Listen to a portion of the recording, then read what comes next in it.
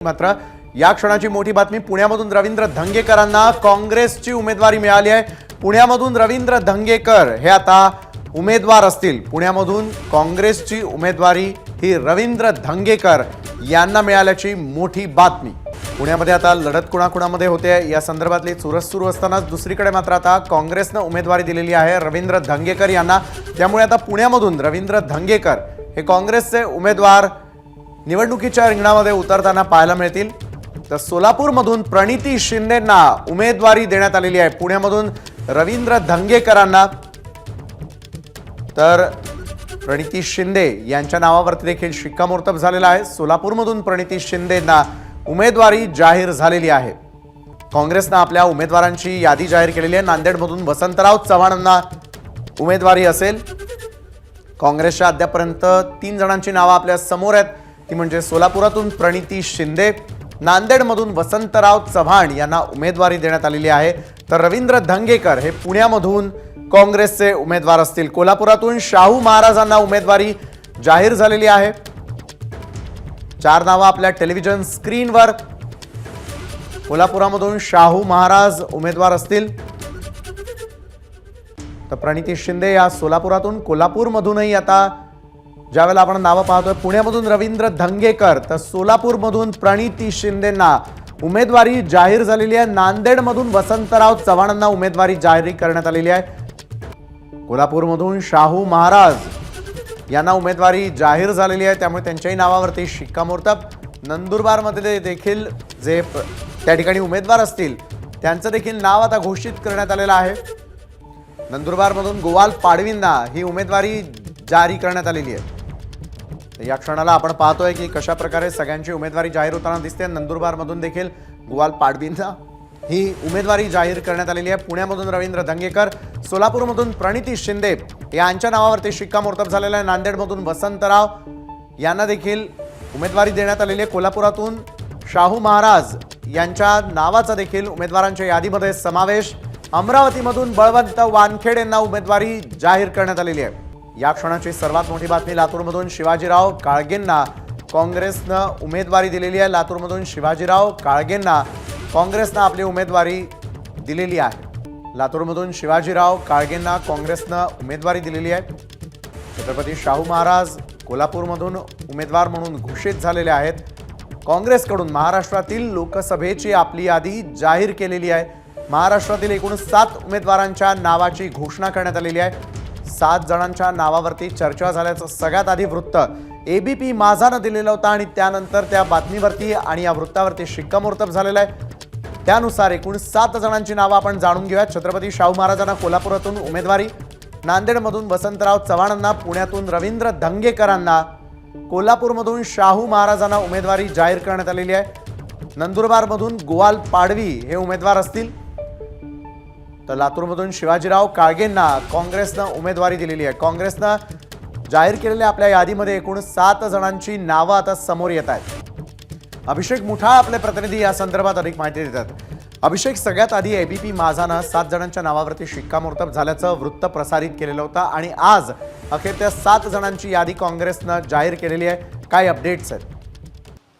बरोबर विशाल, साधारणपणे ही 7 नावं आहेत ज्यामध्ये शिक्कामोर्तब झालेला आहे। आपण आधी देखील बघितलेलं होतं की सोलापूर असेल, अमरावतीची जागा असेल, नंदुरबार असेल किंवा पुणे असेल, ह्या काही जागा होत्या ज्या काँग्रेस आपल्या खात्यामध्ये मागत होती आणि तसंच आता सध्याला आपल्याला पाहायला मिळत आहे। पुण्यामधनं जर का बघायचं तर रवींद्र धंगेकर यांना संधी देण्यात आलेली आहे काँग्रेसकडनं। सोलापूरमधनं प्रणिती शिंदे यांचं नाव आधीपासून चर्चेत होतं, त्यांना दिल्लीला देखील बोलवण्यात आलेलं होतं। सोलापूरमधून प्रणिती शिंदे यांच्या नावावरती शिक्कामोर्तब झालेलं आहे। मी आपल्याकडे येतो अभिषेक। प्रणितीजी, आज 7 जणांच्या नावाची यादी जाहीर करण्यात आलेली आहे। खरं तर आपल्याला शुभेच्छा पुढच्या वाटचालीसाठी आणि नावावरती शिक्कामोर्तब, काय प्रतिक्रिया आपली? तर प्रणिती यांच्याकडे आपण जाणार आहोतच पुन्हा एकदा, मात्र अभिषेक मुठा आपले प्रतिनिधी या संदर्भातली अधिक माहिती देत आहेत। अभिषेक, विशाल, जसं मी आता तुला सांगत होतो की आपण साधारण बघायचं तर प्रणिती शिंदे यांना बोलवण्यात देखील आलेलं होतं दिल्लीला, आणि त्यानंतर आता त्यांचं नाव जे आहे ते चर्चेत होतं आणि त्यांचं नाव देखील याच्यावर शिक्कामोर्तब झालेलं आहे. सोबतच जर का बघायचं तर कोल्हापूरची जागा ही शिवसेनेकडे होती, मात्र शिवसेनेकडनं ती आता कोल्हापूर मधनं काँग्रेसकडे देण्यात आलेली होती. जे छत्रपती शाहू महाराज आहे त्यांच्याकडनं काँग्रेसच्या चिन्हावर निवडणूक लढवण्यासंदर्भात इच्छा व्यक्त करण्यात आलेली होती, आणि त्यामध्येच आपण काँग्रेस आणि काँग्रेस संदर्भात जो एकूण तिढा सध्याला बघतो आहे कोल्हापूर आणि सांगलीचा, तो सध्या एकूण आपण पाहायला मिळतो. आणि अशातच आता कोल्हापूरमधनं शाहू महाराजांना देखील जे तिकीट आहे त्याचं ते तिकीट देण्यात आलेलं आहे, त्याच्यावर देखील शिक्कामोर्तब होताना दिसतो आहे. सोबतच नंदुरबारमधनं अभिषेक, आपल्याकडे मी पुन्हा एकदा येईल. प्रणिती शिंदे स्वतः आपल्यासोबत जोडले गेलेले आहेत. प्रणितीजी, खरं तर आपल्या नावावरती शिक्कामोर्तब झालेलं, काय आपली पहिली प्रतिक्रिया? मी पक्षाचे आभार मानते की त्यांनी दिलं, आणि ही लढाई आमच्या सगळ्यांची लढाई आहे, लोकशाहीची लढाई आहे. आणि नक्कीच एकंदरीत जनतेचा जो रोष आहे भाजपच्या विरोधात तो दिसून येतोय, कारण का भेटी ज्या आहेत त्या मी ऑलरेडी सुरू केल्या. तर नक्कीच मला असं वाटतं ह्यावेळेस महाविकास आघाडीचे. धन्यवाद आपण दिलेल्या या प्रतिक्रियेसाठी. रवींद्र धंगेकर यांना पुण्यामधून उमेदवारी जाहीर करण्यात आलेली आहे. रवींद्रजी, खरं तर आपल्या नावावरती शिक्कामोर्तब झालेलं आहे, काय आपली पहिली प्रतिक्रिया आहे? काँग्रेस पक्षाच्या सर्व मान्यवरांचा मी मनापासून आभार मानतो. माझ्यासारख्या सर्वसामान्य कार्यकर्त्यांना पुणे लोकसभेची उमेदवारी दिली, आणि मला माझ्यावर जो विश्वास दाखवला त्याला मी पात्र ठरेल. बरोबर आहे. मात्र पुणेकरांना आपल्याकडून काय आश्वासनं दिली जाणार आहेत आणि कशा प्रकारे या निवडणुकीला लढण्यासाठी सामोरं जाण्यासाठी तयारी करणार आहेत रवींद्रजी? सर्वसामान्य कार्यकर्ता गेली 30 वर्ष पुणे शहरामध्ये रस्त्यावरून काम करणारा कार्यकर्ता आहे, त्यामुळे मला आव्हानं ही काय वाटत नाहीत, कारण काम करत असताना कायम रोज आव्हानं घेऊन काम करतोय. त्यामुळे येणारा काळ हा काँग्रेस पक्ष आणि मित्र पक्षांचा असेल. बरोबर आहे. मात्र निवडणुकीमध्ये चुरस असेल पुण्यामधून देखील रवींद्रजी? पुण्यामध्ये मी पुणेकरांचा उमेदवार आहे, आणि त्यामुळे मला गेली 30 वर्षामध्ये माझी ही 10वी निवडणूक आहे. सातत्यानं पुणेकरांनी मला आशीर्वाद दिलेत, आताही आशीर्वाद देतील अशी माझी आशा आहे. नक्कीच. एकंदरीतच आज नावावरती शिक्कामोर्तब झालेले, त्यामुळे आनंद असेल आपल्याला देखील. खूप खूप शुभेच्छा पुढच्या वाटचालीसाठी. धन्यवाद रवींद्रजी, आपण ABP माझा बरोबर बोललात त्यासाठी. काँग्रेसकडून आपल्या उमेदवारांची यादी जाहीर करण्यात आलेली आहे. एकूण 7 नावं त्यांनी जाहीर केलेली आहेत. पुण्यामधून रवींद्र धंगेकरांना काँग्रेसनं उमेदवारी दिलेली आहे. सोलापुरातून प्रणिती शिंदेंना उमेदवारी आहे. तर नांदेडमधून वसंतराव चव्हाणांना उमेदवारी जाहीर करण्यात आलेली आहे. कोल्हापूरमधून शाहू महाराजांना देखील उमेदवारी. नंदुरबारमधून गोवाल पाडवींना उमेदवारी दिली गेलेली आहे. अमरावतीमधून बळवंत वानखेडेंना उमेदवारी देण्यात आलेली आहे. तर लातूरमधून शिवाजीराव काळगेंना काँग्रेसनं आपलं उमेदवार घोषित केलेलं आहे. काँग्रेसकडून उमेदवारांची यादी जाहीर करण्यात आलेली आहे. या यादीमध्ये एकूण 7 जणांच्या नावाचा समावेश आहे. अभिषेक, आपण मगाशी प्रणिती शिंदे यांच्याबरोबर बोलण्याचा प्रयत्न केला, रवींद्र धंगेकर यांच्याबरोबर बोलण्याचा प्रयत्न केला आहे. त्यांचं म्हणणं येत्या काळातील निवडणुका भाजपसाठी तितक्याशा सोप्या नसतील, आम्ही पूर्ण तयारीनिशी उतरणार असल्याचं देखील त्यांनी म्हटलेलं आहे. अभिषेक,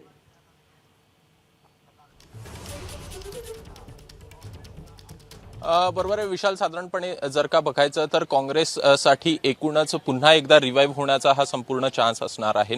तशातच जर का बघायचं तर काही नवीन चेहरे देण्याचा प्रयत्न सध्याला काँग्रेसकडनं आपल्याला होताना पाहायला मिळतो आहे. प्रणिती शिंदे हे चं नाव असेल किंवा रवींद्र धंगेकर असतील. रवींद्र धंगेकर हे आमदार आहेत, एकूणच मोठ्या प्रमाणात ते तिथं काम देखील आपल्याला करताना पाहायला मिळतं, आणि अशातच पुण्यामधनं त्यांना थेटपणे उमेदवारी जी आहे ती देण्यात आल्याचं आपल्याला दिसतं आहे. सोबतच दुसरं जर एक बघायचं तर अमरावतीच्या जागेसंदर्भात देखील आपल्याला मोठ्या प्रमाणात चुरस आपल्याला पाहायला मिळालेली होती. शिवसेना असेल किंवा काँग्रेस असेल, अशात काँग्रेसकडनं ती बाजी मारण्यात आली, आणि त्यानंतर वंचितकडनं देखील या संदर्भात एक मोर्चा उघडण्यात आलेला होता. वंचितकडनं वारंवार सांगण्यात येत होतं अकोला असेल किंवा अमरावती असेल ह्या जागांसाठी ते इच्छुक होते. मात्र एकूणच कुठंतरी वंचित या सगळ्या चर्चेत बाहेर पडल्याचं आपल्याला दिसतं आहे आणि काँग्रेसने इथं सध्या बलवंत वानखडे यांचं नाव जे आहे त्याच्यावर शिक्कामोर्तब केलेलं आहे। नंदुरबारमधनं ॲडव्होकेट गोवाल पाडवी असतील, लातूरमधनं शिवाजीराव कलगे असतील, यांचं देखील आपल्याला नाव जे आहे ते त्यावर शिक्कामोर्तब झालेलं आहे आणि त्यामुळे एकूणच 7 जागा ह्या संपूर्ण आहेत ज्याच्यावर सध्या काँग्रेसकडनं जे उमेदवार आहेत ते देण्यात आलेले आहेत। त्यामुळे एकूणच आता पुढची यादी कधी येते हे बघणं महत्त्वाचं असेलच। एकूण दुसरीकडे जर का बघायचं तर शिवसेनेकडनं देखील आपले नावं जे आहेत ते जाहीर करण्यात येत आहे, मात्र एकूण यादी जी आहे ती अद्यापपर्यंत आलेली नाही। त्यामुळे अधिकृत कोणती नावं आहेत हे अजून पुढे येत नाही। त्यामुळे उद्यापर्यंत कदाचित शिवसेना असेल किंवा मग राष्ट्रवादी काँग्रेस शरदचंद्र पवार पक्ष असेल यांच्याकडनं देखील यादी जाहीर होऊ शकते। बरोबर आहे अभिषेक, तुम्ही आपल्यासोबत अशाच प्रकारे राहा। टेलिव्हिजन स्क्रीनवरती आपण आत्ता पाहतो आहोत पुण्यातून रवींद्र धंगेकरांना, सोलापुरामधून प्रणिती शिंदे यांना, तर कोल्हापूरमधून शाहू महाराज यांना उमेदवारी जाहीर करण्यात आलेली आहे। काँग्रेसनं राज्यातली आपली 7 उमेदवारांची यादी जाहीर केलेली आहे। टेलिव्हिजन स्क्रीनवरती काँग्रेसचे तेच उमेदवार, त्यांच्यासोबतच इतरही अनेक उमेदवार आहेत ज्यांना आता काँग्रेसनं ही मोठी जबाबदारी त्यांच्या खांद्यावर दिलेली आहे आणि ही जबाबदारी कशा प्रकारे ते पार पाडतात ते देखील लवकरच कळेल। काँग्रेसची राज्यातली यादी आपण पाहतोय। पुण्यामध्ये रवींद्र धंगेकर, सोलापूरमधून प्रणिती शिंदे, कोल्हापूरमधून शाहू महाराज, अमरावतीमधून बळवंत वानखेडे, नांदेडमधून वसंतराव चव्हाण, नंदुरबारमधून गोवाल पाडवी, शिवाजीराव काळगे लातूरमधून। अशा प्रकारे एकूण 7 जणांची यादी काँग्रेसनं दिलेली आहे। महाराष्ट्रामधून काँग्रेसचे जे उमेदवार आता रिंगणामध्ये उतरणार आहेत त्यापैकी 7 जणांची नावं आपण आपल्या टेलिव्हिजन स्क्रीनवर या क्षणाला पाहू शकतोय। मात्र या वेळेची होणारी जी लोकसभेची निवडणूक आहे त्यामध्ये अतिशय चुरस पाहायला मिळेल, कारण दिग्गज उमेदवार देण्याचा प्रयत्न प्रत्येक राजकीय पक्षानं केलेला आहे। प्रत्येक ठिकाणी आपलाच उमेदवार निवडून येईल यासाठी राजकीय ताकद देखील पणाला लावली जाईल। तशाच प्रकारे काँग्रेसनं देखील आज आपल्या एकूण 7 उमेदवारांची नावं जाहीर केलेली आहेत। 7ही उमेदवार आपण यावेळेला एबीपी माझाच्या स्क्रीनवर पाहतोय। काँग्रेसकडून उमेदवारांची यादी जाहीर झालेली आहे। काँग्रेसकडून राज्यातल्या एकूण 7 जागांवर आपले उमेदवार जाहीर करण्यात आलेले आहेत। त्यामुळे येत्या काळातील निवडणुकांसाठी काँग्रेसही सज्ज आहे। काँग्रेसकडून उमेदवारांची यादी जाहीर झाल्यानंतर ज्यांच्या नावावरती शिक्कामोर्तब झालेले आहे ते सगळेच जण आता आव्हान देण्यासाठी पुढे सरसावले आहेत। अभिषेक मुठा आपले प्रतिनिधी या संदर्भात अधिक माहिती देत आहे। अभिषेक, खरं तर आपल्याला उमेदवारी मिळावी ही प्रत्येक पक्षातील उमेदवाराची तितकीच अपेक्षा असते। काँग्रेसचे जे उमेदवार इच्छुक होते, ज्यांच्या नावावरती आता शिक्कामोर्तब होताना दिसतंय, पुढच्या काळातील निवडणुकांसाठी सज्ज होण्यासाठी त्यांना मिळालेला ग्रीन सिग्नल म्हणायचा आहे का? नक्कीच बरोबर आहे विशाल। साधारणपणे जर का बघायचं तर ही महाविकास आघाडीमधली ही पहिली यादी म्हणावी लागेल। महायुतीमध्ये भाजपकडनं आपली पहिली यादी जी आहे ती जाहीर करण्यात आलेली होती। एकूण राष्ट्रीय पक्ष होता, आधीपासून त्यांची तयारी जी आहे ती बघायला मिळत होती। ह्या सगळ्या याच्यामध्ये एकूण काँग्रेसकडनं कधी यादी येते आहे, सोबतच इतर पक्ष हे कधी यादी आणतायत याचं एकूण सगळ्यांना उत्सुकता लागून होती आणि अशातच आता काँग्रेसकडनं या 7 जागांची यादी जी आहे ती आणण्यात आलेली आहे। यात जर का बघायचं तर वंचितचा देखील अजून एक फॅक्टर आपल्या यामध्ये दिसतो आहे की वंचितकडनं जरी का अमरावतीची जागा त्यांच्याकडे आता काँग्रेसकडे गेलेली असली तरी इतर जागा अभिषेक आपल्याकडे पुन्हा एकदा येईनच मी, मात्र यावेळेला शिवाजी कर्डे यांना लातूरमधून आपली उमेदवारी जाहीर करण्यात आलेली आहे, त्यामुळे ते देखील आपल्या सोबत जोडले गेलेले आहेत। काय आपली पहिली प्रतिक्रिया आहे? मी या निमित्ताने धन्यवाद देऊ इच्छितो काँग्रेसच्या सगळ्या नेतृत्वांना, विशेषतः अमित भैया देशमुख, दिलीपरावजी देशमुख, शिवराज पाटील चाकूरकर साहेब, ह्या सगळ्यांनी माझ्या उमेदवारीसाठी प्रयत्न केला आणि सर्वसामान्य जनतेतून माझ्यासाठी चांगल्या प्रतिक्रिया असल्यामुळं त्यांनी मला उमेदवारी दिली। काँग्रेस पक्षाने माझ्यावर विश्वास दाखवला। ह्या विश्वासाला सार्थ ठरण्याचा प्रयत्न सर्व माध्यमातून आम्ही प्रामाणिकपणे करू। गोरगरिबाचे प्रश्न आणि काँग्रेस पक्षाची ध्येयधोरणं राबवण्यासाठी समाजामध्ये प्रामाणिकपणे प्रयत्न करण्याचा मानस या निमित्तानं मी व्यक्त करतो। विशेषतः शेतकऱ्याचे प्रश्न आणि बेरोजगारांचे प्रश्न हे गंभीर प्रश्न आपल्या देशासमोर आहेत, तर यासाठी आपण लढा देण्याचा प्रामाणिक प्रयत्न नक्कीच करू, एवढीच मी ग्वाही या निमित्तानं देऊ इच्छितो। लातूरकरांच्या कुठल्या समस्या आपल्या डोळ्यासमोर आहेत यावेळेला आणि लातूरकरांना काय आश्वासन देऊ इच्छिता? लातूरकरांचा सगळ्यात मोठा प्रश्न आहे पाणी प्रश्न, जो की बऱ्याचदा वारंवार डावलला जातो वेगवेगळ्या माध्यमातून. त्यासाठी धडपड करण्याचं आश्वासन या निमित्ताने देऊ इच्छितो. दुसरा महत्वाचा प्रश्न आहे बेरोजगारांचा. लातूरमध्ये इंडस्ट्रीयल ग्रोथ फार कमी आहे, तर त्या दृष्टीनं त्याला पाणी हे मूळ कारण असावं असं माझं मत आहे पर्सनली. तरी पाणी नसल्यामुळे इंडस्ट्रीज येत नाहीत, इंडस्ट्रीज न आल्यामुळं सर्वसामान्य बेरोजगारांना काम मिळत नाहीये. त्यामुळं शेतकऱ्याचे प्रश्न, शेती हा खूप मुख्य व्यवसाय समजला जातो लातूर परिसरामध्ये.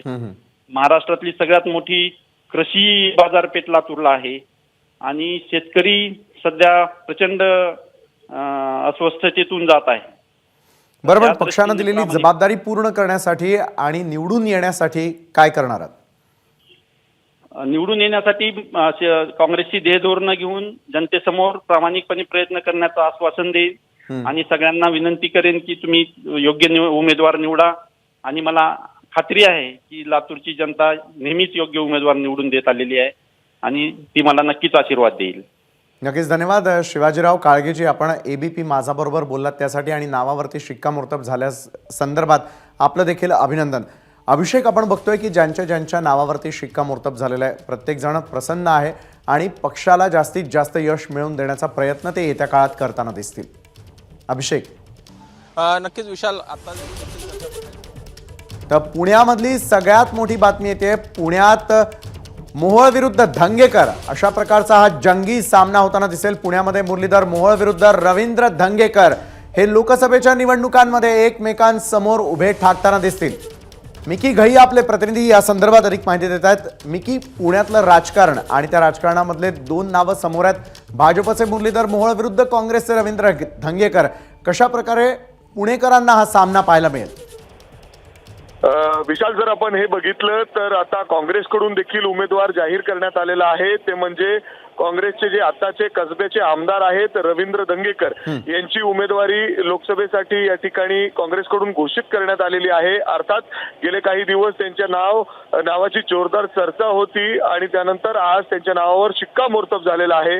जसं आपल्याला माहिती आहे की गेले 3-4 दिवस अगोदर भाजपकडून देखील पहिली यादी जेव्हा घोषित झाली त्यामध्ये मुरलीधर मोहोळ जे पुण्याचे भाजपचे महापौर देखील राहिलेले आहेत, भाजपकडून त्यांच्या नावाची घोषणा झालेली होती. आणि आता जर आपण बघितलं तर जोरदार प्रचार पुण्यामध्ये आपल्याला या पाहायला मिळणार आहे. परंतु दोघंही जर आपण उमेदवार बघितले तर दोघांचाही परडा भारी आहे. कारण रवींद्र धंगेकरांनी काही दिवसांपूर्वीच जेव्हा आपण बघितलं कसब्याची जी पोटनिवडणूक झाली त्यामध्ये काँग्रेसचे जे आमदार आहेत रवींद्र धंगेकर यांचा दणदणीत त्या ठिकाणी विजय झालेला होता. मात्र आता जर आपण बघितलं तर चित्र वेगळं आहे. लोकसभेला जवळपास 22 लाखाचं मतदान पुणे लोकसभा मतदारसंघात आहे आणि त्यामुळं जवळपास जर आपण बघितलं तर 8 ते 10 लाखाचं मतदान हवं आहे कुठल्याही विजेता उमेदवारासाठी. परंतु आता जर आपण बघितलं तर मुरलीधर मोहोळ यांनी प्रचार देखील जोरदार सुरू केलेला आहे. आणि जर आता पुण्यामध्ये बघितलं तर महानगरपालिका असेल किंबहुना जे जवळपास आमदार आहेत पुणे शहरात आणि आजूबाजूच्या परिसरामध्ये त्यामध्ये भाजपाची संख्या खूप मोठी आहे.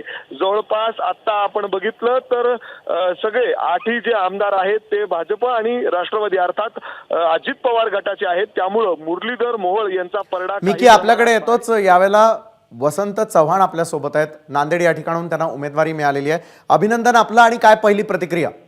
आभारी आपल्या सर्वांचं नमस्कार. नमस्कार. मी नांदेड जिल्ह्यामधून काँग्रेस कमिटीतर्फे विनंती केली होती. काँग्रेस कमिटीने मला प्रदेश काँग्रेस कमिटीने उमेदवारी दिली. त्याबद्दल प्रदेश काँग्रेस कमिटीचे मी आभार मानतो. आणि येणारी ही निवडणूक आम्ही सर्वसामान्य जनतेच्या ताकदीवर निवडणूक लढवणार आणि निवडून येणार हे निश्चित आहे. बरं वसंतरावजी, नांदेडसह आपण पाहायला गेलं तर राज्याचं राजकीय समीकरण देखील बदललेलं आहे. हे बदललेलं समीकरण पुन्हा एकदा आपल्या बाजूने आणण्यासाठी, आपल्या पक्षाला त्याचा फायदा होण्यासाठी काय करणार आहात वसंतरावजी? कसं आहे सर, जरी आज आमचे जिल्ह्याचे नेते जरी बीजेपी मध्ये गेले असले तरी सर्वसामान्य जनता काँग्रेस पक्षाच्या पाठीमागे आहे. बर. आणि ही जागा काँग्रेस पक्षाला निश्चित आज गॅरंटी सांगतो की 100% निवडून येणार. हो. आणि येणाऱ्या काळामध्ये सर्व शेतकरी आज इतका हवालदिल झालेला आहे, शेतमजूर हवालदिल आहे, सर्वसामान्य माणूस आज शेतकऱ्याच्या मालाला भाव नाही, आज गॅस सिलेंडरचे किमती वाढल्यात, सर्वसामान्य शेतकरी परेशान आहे. बरं वसंतरावजी, सर्वसामान्य मतदारांचा विश्वास जिंकण्यासाठी काय करणार आहात? नाही, विश्वास जिंकण्यासाठी आज महाराष्ट्रामध्ये परिस्थिती आहे, आज सर्वसामान्य शेतमजूर असेल, शेतकरी असेल, आज अडचणीत आहे. आता येणाऱ्या काळामध्ये सत्तेवर आल्यानंतर आम्ही त्या सर्वसामान्य माणसाला न्याय देण्याच्या दृष्टीने प्रयत्न करणार. बरोबर आहे. नांदेडवासियांच्या कुठल्या समस्या तुम्ही टार्गेट करणार आहात? आहे या नांदेड जिल्ह्यामध्ये प्रथमतः या 5 वर्षामध्ये कुठलीही औद्योगिक इंडस्ट्रीज आली नाही. त्याच्यामुळं अनेकांना लोकांना नोकरी मिळाली नाही. हे प्रश्न ज्वलंत आहेत आणि शेतकऱ्यांचे मालाचे प्रश्न, किमतीचे प्रश्न आहेत. बरं, समोरचा उमेदवार जो असेल त्याच्याशी लढत देण्यासाठी आपली तयारी कितपत आहे? कुठल्या मुद्द्यांना हात घालणार आहात वसंतरावजी? नाही, आज तुम्ही पहा, समोरचा उमेदवार बीजेपीचा जो कोणी असेल या मतदारसंघामध्ये त्यांचा कॉन्टॅक्ट कमी झाला, लोकांशी संवाद कमी झाला आणि त्या माणसांनी या जिल्ह्याच्या विकासासाठी काही प्रयत्न, कुठली इंडस्ट्रीज आणली नाही, कुणाला त्या ठिकाणी मदत झाली नाही, हे आपल्याला माहित आहे ना. आणि त्या दृष्टीने हे लोक नाराज आहेत आणि सध्याचे रनिंग खासदार आहेत ते आता बिलकुल म्हणजे लोकांशी कॉन्टॅक्ट ठेवला नाही, संबंध ठेवला नाही, त्याच्यामुळे ही नाराजी पसरलेली आहे आज. बरं वसंतरावजी, अशोकराव चव्हाणांनी एक प्रकारे साथ सोडल्याचं आपण पाहायला मिळालं, मात्र तुम्ही पक्षनिष्ठा कायम ठेवली, त्याचा आज फायदा होतोय का? फायदा आहे. आज साहेब जरी पक्ष सोडून जरी गेले तरी मी एकनिष्ठ पक्षानं या ठिकाणी वावरलो, आज त्याचा मला 100% बेनिफिट मिळणार आहे. बरं, वंचित जर आपल्या सोबत आली नाही तर त्याचा किती मोठा फटका बसू शकतोय? कारण गेल्या वेळेला खूप मतं जी आहेत ती वंचितनं आपल्या बाजूला घेतलेली होती आणि थेटपणे भाजपला तोटा झाला होता. वसंतरावजी. हो बरोबर आहे, वंचितनं मागच्या वेळेस गेली होती, पण आज परिस्थिती तशी नाही तेवढी वंचितची. कमी अधिक मतं घेतील नाही अशातला शेवटी निवडणूक आहे, निवडणुकीमध्ये उभा टाकल्यानंतर काही ना काही मतं माणसाला मिळतात, पण तेवढा परिणाम होणार नाही. बरं, पण नांदेडमध्ये चव्हाण विरुद्ध चिखलीकर अशा प्रकारचा जो सामना पाहायला मिळेल, नांदेडवासियांना काय आवाहन यावेळेला करावं असं वाटतंय मतदारांना? नाही, आता कसं आहे, मी म्हणलं चव्हाण विरुद्ध चिखलीकर हा सामना तर अटळ झालेलाच आहे आणि होणारच आहे. नक्कीच. काय म्हणता? धन्यवाद वसंतरावजी, आपण आमच्या बरोबर बोललात त्यासाठी. तर या क्षणाला आपण थेटपणे नंदुरबारकडे वळणार आहोत, कारण नंदुरबारमध्ये देखील हिना गावित विरुद्ध गोवाल पाडवी अशा प्रकारचा सामना असेल. भाजपच्या हिना गावित विरुद्ध काँग्रेसचे गोवाल पाडवी हे रिंगणामध्ये असतील. नंदुरबारमध्ये हिना गावित विरुद्ध गोवाल पाडवी हा सामना नंदुरबारकरांना अनुभवायला मिळणार आहे. आपले प्रतिनिधी मुकुल कुलकर्णी या संदर्भात अधिक माहिती देत आहेत. मुकुल, खरं तर नंदुरबारचा ज्या वेळेला विचार होतो त्यावेळेला आदिवासी बहुल अशा प्रकारचा हा भाग, मात्र त्या ठिकाणी भाजपनं हिना गावितांना दिलेली उमेदवारी आणि त्यांच्या विरोधात आता गोवाल पाडवींचं आव्हान, कसं असेल तिथलं राजकीय समीकरण आणि येत्या काळातल्या निवडणुका? विशाल, ही उमेदवारी जवळपास नक्की मानली जात होती. सुरुवातीला खरं तर गोवाल पाडवी यांचे वडील माजी मंत्री केसी पाडवी यांचं नाव चर्चेमध्ये होतं, मात्र आता काँग्रेसने एक तरुण चेहरा दिलेला आहे.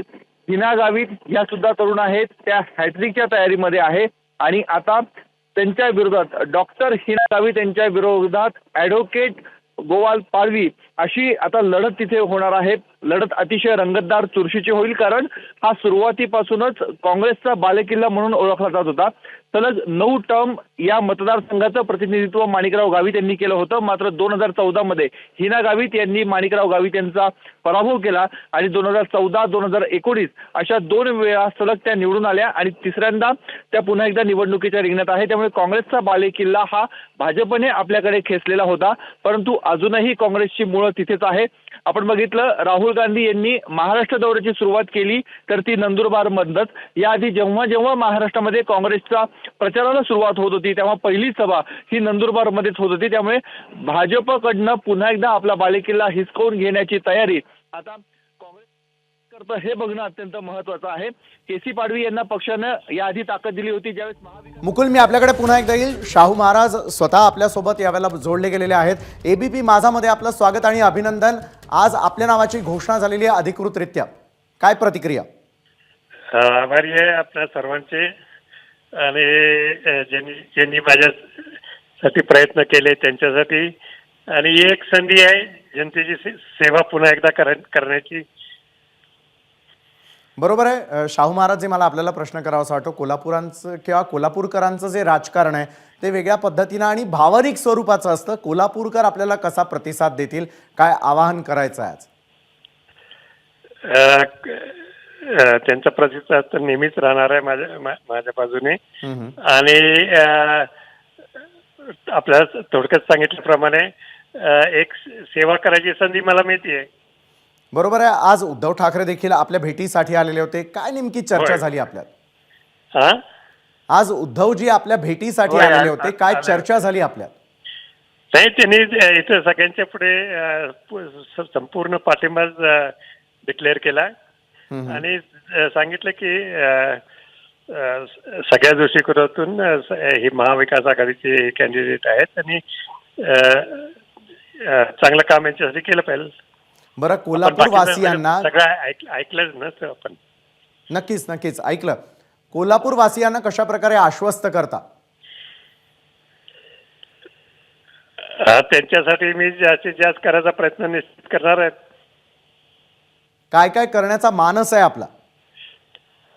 आत्ताच लगेच मी काही आपल्याला सांगू शकत नाहीये, परंतु सगळ्यांनाच विश्वासात घेऊन एक योग्य दिशा आपली ठरेल. नक्कीच, धन्यवाद. आपण एबीपी माझा बरोबर बोललात त्यासाठी. थँक्यू. तर या क्षणाची सर्वात मोठी बातमी आपण पाहतोय. काँग्रेसनं आपल्या 7 उमेदवारांची यादी जाहीर केलेली आहे आणि या यादीमध्ये एकूण 7 जणांच्या नावावरती शिक्कामोर्तब झालेलं आहे. सोलापुरातून प्रणिती शिंदेंना उमेदवारी देण्यात आलेली आहे. पुण्यातली देखील चुरस वेगळी असेल. मुरलीधर मोहोळ विरुद्ध रवींद्र धंगेकर अशा प्रकारचा सामना पाहायला मिळेल. तर लातूरमध्ये सुधाकर शृंगारे विरुद्ध डॉक्टर शिवाजी काळगे. लातूरमध्ये डॉक्टर काळगे आणि शृंगारेंची जंगी लढत त्या ठिकाणी असेल. तर लातूरमध्ये असलेली जी लढत आहे त्यावरती आपण नजर टाकतोय. भाजपचे सुधाकर शृंगारे विरुद्ध काँग्रेसचे डॉक्टर शिवाजी काळगे.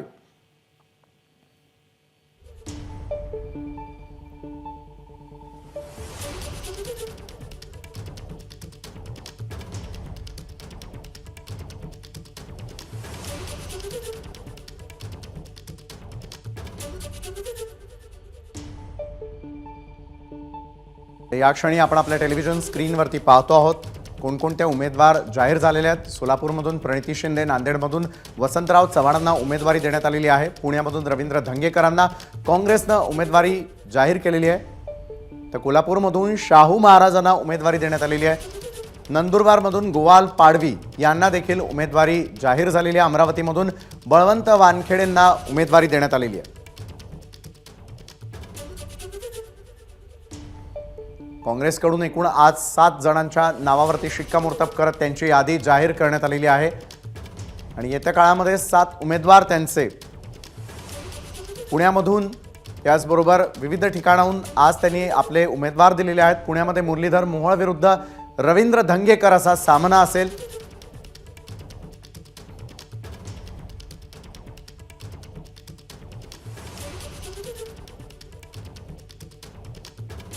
प्रणय निर्माण आपले प्रतिनिधी यावेळेला अमरावतीहून आपल्यासोबत जोडले गेलेले आहेत आणि अमरावतीला ज्यांच्या नावावरती शिक्कामोर्तब झाले, ज्यांना उमेदवारी मिळालेली आहे ते उमेदवार देखील त्यांच्यासोबत आहे. प्रणय, नक्की आपल्यासोबत अमरावतीचे लोकसभेचे उमेदवार आमदार बळवंत वानखेडे, आपण त्यांच्याशी बोलूया. महाराष्ट्रातील 7 उमेदवारांची यादी जाहीर झाली, त्यामध्ये आपलं नाव झालेलं आहे. काय पहिली प्रतिक्रिया? पहिली प्रतिक्रिया ही राहील, मी काँग्रेस कमिटीच्या काँग्रेस पक्षाचा मी आभारी राहील. कारण माझ्यावर विश्वास दाखवून त्यांनी ही उमेदवारी मला जाहीर केली, त्याबद्दल मी त्यांचे जाहीर आभार मानतो. कसं पाहता एकंदरीत अमरावती लोकसभेचं? तुम्ही आमदार आहात, तुम्ही तर नेहमी फिरत राहता. काय चॅलेंज वाटते? काय विकास कामात घेऊन तुम्ही उतरणार? नाही, चॅलेंज काहीच नाही, उमेदवाराच्या बाबतीत चॅलेंज नाही.